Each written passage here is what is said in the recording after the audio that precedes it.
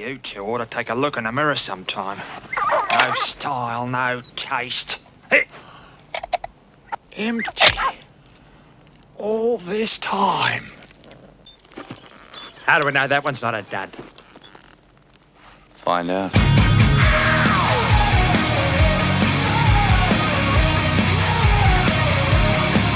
And ride, ride, ride like a hurricane. Ride, ride, never ever look back. Ride, ride, ride like a bullet train. Ride, ride, never. While Max Rakatansky's inaugural outing was indeed a watershed, it was not until he sallied forth into the irradiated wastes as the Road Warrior that the legend was born, and was promptly teabagged into oblivion by the fleet of fucking douche canoes that is Tumblr. So you bought a leather jacket and a cafe racer, Captain Cuntflap. Congratulations. You're not punk, you're not metal, you never heard a note of Motorhead's music, so how about you leave the miserably shitty Mad Max cosplay to fat-ass, fake-tittied comic-cons too ugly to be bikini models, with boyfriends too controlling to let them take 8 dicks on camera, capiche? We open with an ingenious voiceover narration explaining just enough while deftly avoiding a patronizing plummet into Condescension Canyon. The world, we are finally told, was engulfed by nuclear fire. What remains of civilization confines itself to the more verdant urban areas, presumably as depicted in the first film, while mottled manfuls like Max plunge prick first into the wastes in search of who the fuck knows. File that factoid away, Rageaholics, because by the time we move beyond Thunderdome, that's gonna make as much sense as Jews for Jesus. But fuck that narrative shit. We got a Mad Max movie to make, motherfuckers, and could we even call it that without the twisted metal carnage of a car chase? Beset by bandits and fresh out of fuel, he slams the brakes and lets these Mohawk motherfuckers' blind aggression do the rest. Good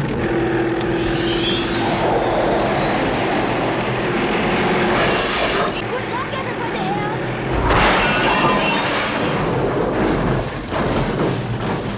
On Rageaholic Cinema's seismic scale from 1 to Death Race, this registers at least a 7, and it's only in the first 15 minutes of the fucking movie, folks. Saddle up, goddammit. We got a whole hell of a lot of Mad Maxifying to do. This being the most desolate, starvation-ravaged post-apocalyptopia this side of Venezuela, rather than bug out, he bails and ganks the fucking gas tank. Unless you think you're a clever little cunt pointing it out in the comments section, yes, Mr. Mohawk is in fact Rageaholic Cinema luminary Vernon Wells, aka Major Mustache from the perma-classic Commando. And no, Mad Max gives not the beginnings of a fuck.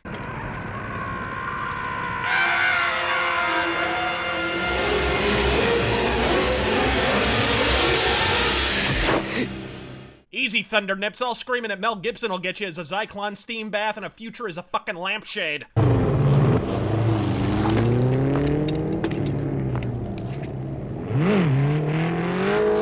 I'm really sorry about your big noses.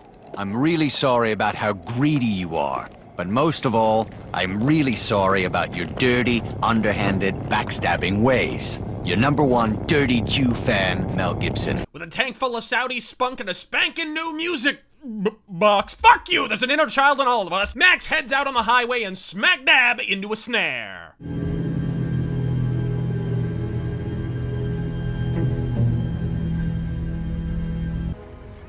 That's bait.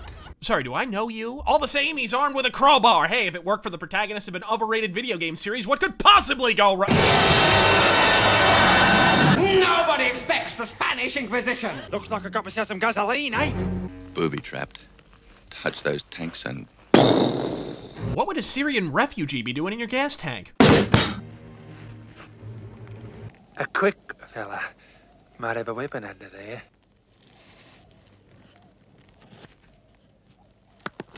But if you bet your money against Max, you fail to reckon with one thing. Flying Korean food! Gas! Fuel! Gasoline! Thousands of gallons of as much as you want! Where? Kill me and you'll never find out. They set off in search of Hillary campaign donors who, just as in real life, shack up with camels in the desert while clad in 14th century fucking rags. The catch? They're surrounded by 17 phylums of fuckwad on all sides and destined to be a smoldering crater in the goddamn desert. So they are Hillary donors! Look, we had a deal. I show you the gas and you let me go, right? The arrangement was I wouldn't kill you. After all I done for you. I reckon you got a bargain, didn't you? Hey, when do we cut to the boardroom at BioWare?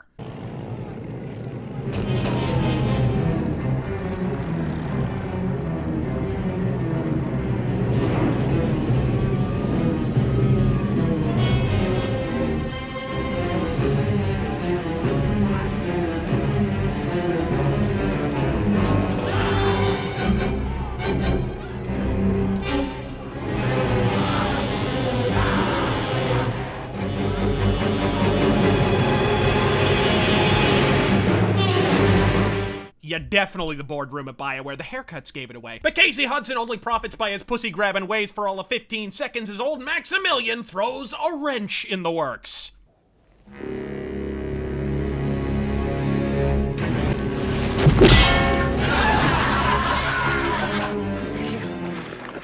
Save it.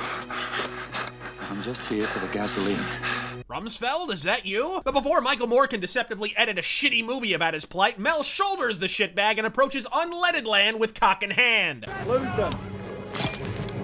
Not to worry, Mad Mensch, they're only taking shotguns and assault rifles, and as with all Australian gun control, I'm certain it won't be permanent. Held at bow point by alopecia warrior princess, it seems the time to act is now. But before Max can so much as keister a canister... If you had a contract, it was with him. And it died with him.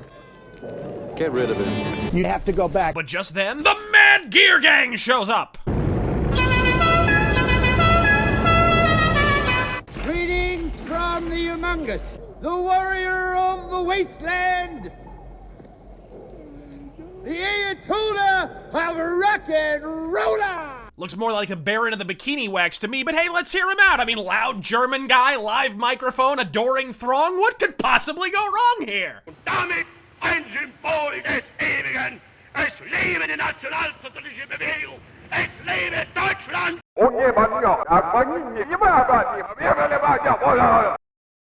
I'll buy you for $1.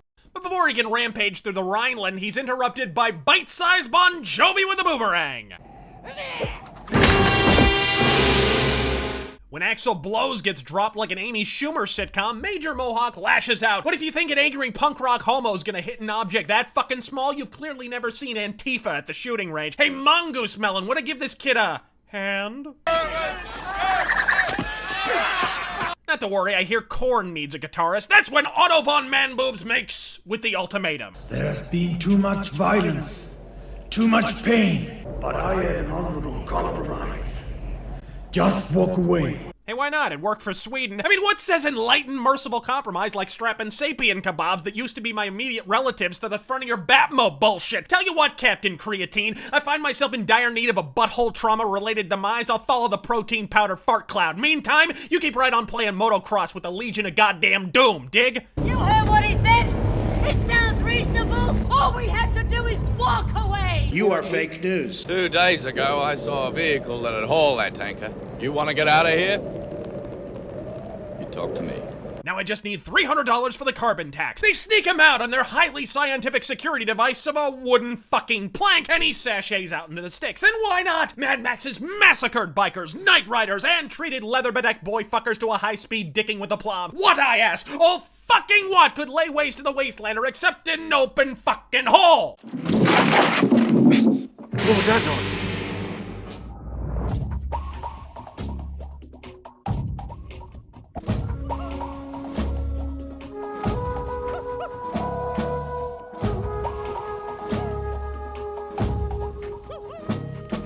Oh, it's just a little kid pretending to be a wolf. Hey, wait a minute! I hit that fucker Wilhelm again. Thanks to a little guidance from Baby Bon Jovi, he waddles into the waste once more, only to encounter a familiar fuckbag.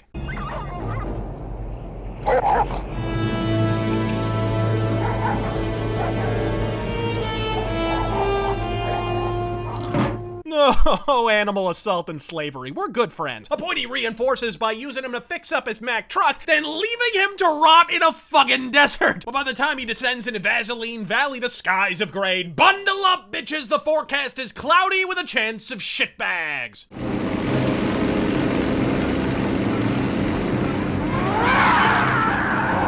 Tearing through enemy lines, he shakes off shitheels, blasts through barricades, mashes motherfuckers, and does Charles Bronson know you have that? Well, that could have gone considerably worse. Holy fuck, Major Mohawk! Fortunately for Max, like all action movie henchmen, they have inborn talent for killing the fuck out of each other.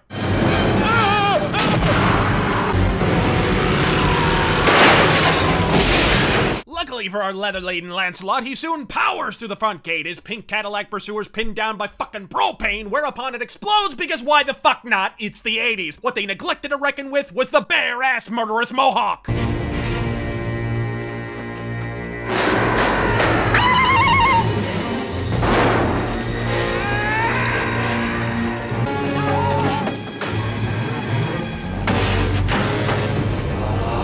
When the butt flap bandit singles for reinforcements, Max mounts the wall and greases fellows with a fucking flamethrower! You can run, but you can't hide! But when Barbaro braces to teabag him with a gyrocopter, Mohawk flees in search of the ass of his pants.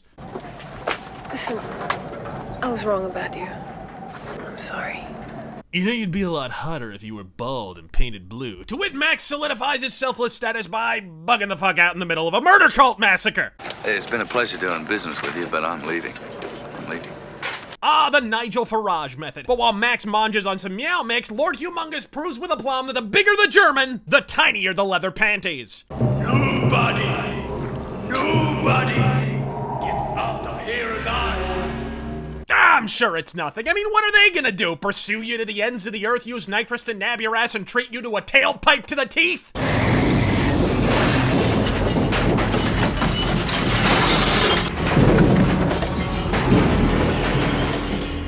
Still, maybe there's some reasoning with them. I mean, they came to the bargaining table in good faith, proffered a truce, and... Alright, fuckers gotta die.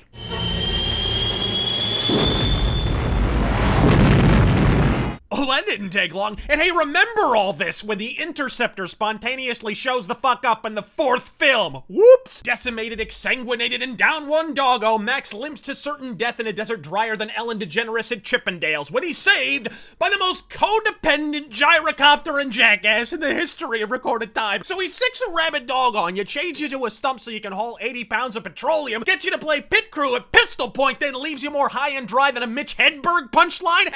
One time I had a Jack and Coke that had a lime in it, and I saw that the lime was floating. That's good news, man. Next time I'm on a boat and it capsizes, I will reach for a lime. And you save his Aussie ass? Renfield wasn't this cucked by Nosferatu. I'm sorry, master. Punish me. No, go. Lead them away. I don't have any time. No, you must punish me. Hurt me. I deserve it. Of course, Mel emerges from cryostasis just in time to advance the fucking plot. I'll drive that tanker. Look at you. You couldn't even drive a wheelchair. That never stopped Nick Nolte. You're a mess. I repeat, that never stopped Nick Nolte. I'm the best chance you've got. And after handing him a sackcloth full of shoddy shells, we're off to the fucking races. What transpires next transcends fucking fiction. Quite possibly the finest filmic chase sequence ever immortalized in movie form, and the mastery is in the simplicity. A big rig, a buttload of baddies, motorcycles, and a sawed-off with bodies flying, bikes flipping, and Molotovs by the muffload. On a scale from 1 to death race, it breaks the fucking dial off. But if Max thought 3 feet by 5 feet of flimsy-ass aluminum was keeping his ass secure, he clearly failed to contend with the ready availability of grappling hooks in a goddamn desert where no structure in existence exceeds 5 ass fucking feet. Worse still, when Floppy Legs gets flambéed, Headband takes a harpoon to the ovaries, and if you thought Biker Bear McBondage Mask was surviving this shit, Max has a 12-gauge rejoinder for you, sugar tits. Popping that Proctonauts directly in the dick licker, by the time his butt buddy takes the wheel, he inadvertently flips the fuckhead in a go-kart in front of him, setting off a domino effect leading to one of the most jaw-dropping motorcycle stunts ever filmed.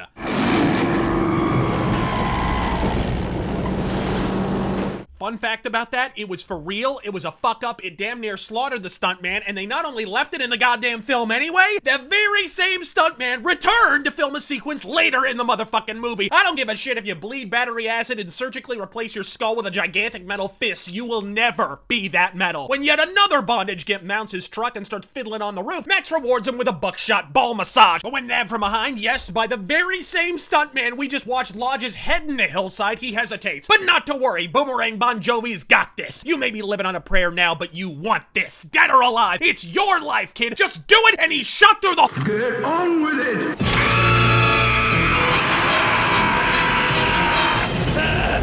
Holy fuck, this is gonna be amazing.